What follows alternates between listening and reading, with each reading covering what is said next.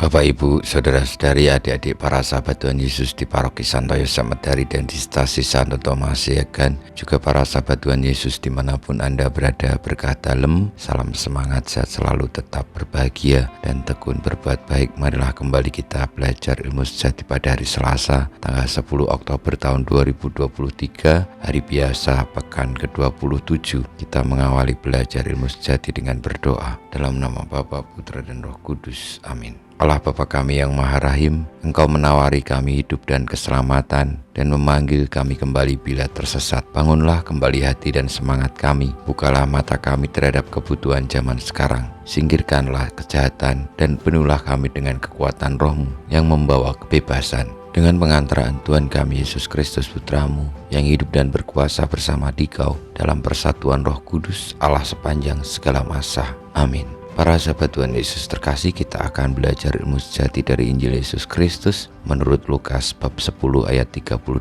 sampai dengan 42.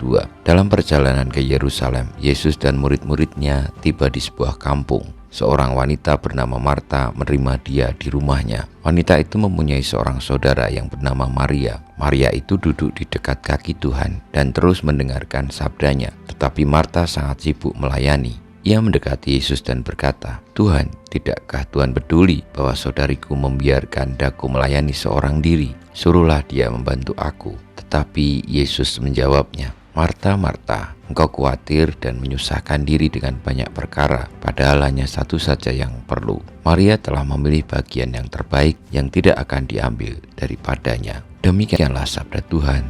Terpujilah Kristus. Bapak, Ibu, para sahabat Tuhan Yesus yang terkasih, di dalam hidup ini segala hal yang terkait dengan kepentingan duniawi, kebutuhan manusiawi tentu adalah hal yang penting.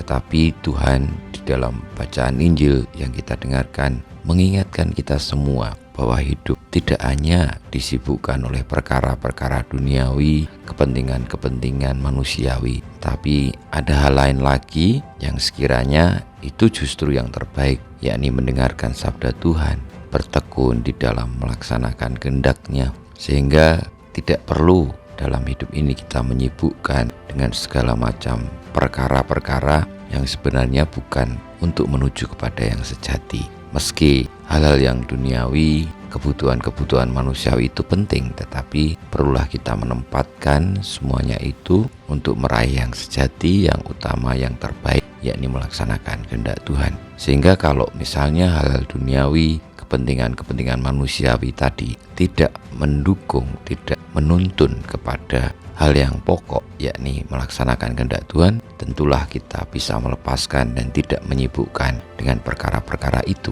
Tetapi sekiranya kalau itu mendukung untuk menuju kepada yang sejati, mendengarkan sabda Tuhan, memperoleh yang terbaik, tentu itu sangat berguna. Saudara-saudari yang terkasih, marilah kita menempatkan diri di dalam menjalani kesibukan dunia ini untuk mencari yang sejati, dan bukannya terbalik. Kita menempatkan segala kesibukan dan perkara duniawi sehingga kita melupakan yang sejati.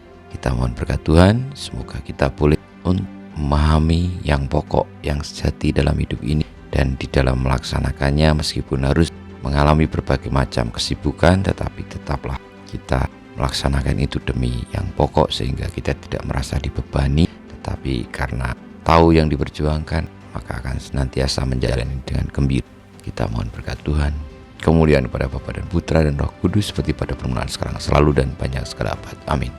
Ya Yesus, jadikanlah hati kami seperti hati-Mu.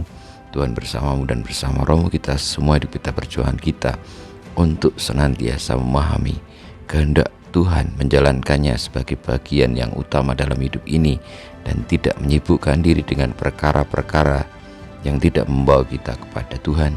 Senantiasa dibimbing, dilindungi, diberkati oleh Yang Maha Kuasa, Bapa, Putra, dan Roh Kudus. Amin.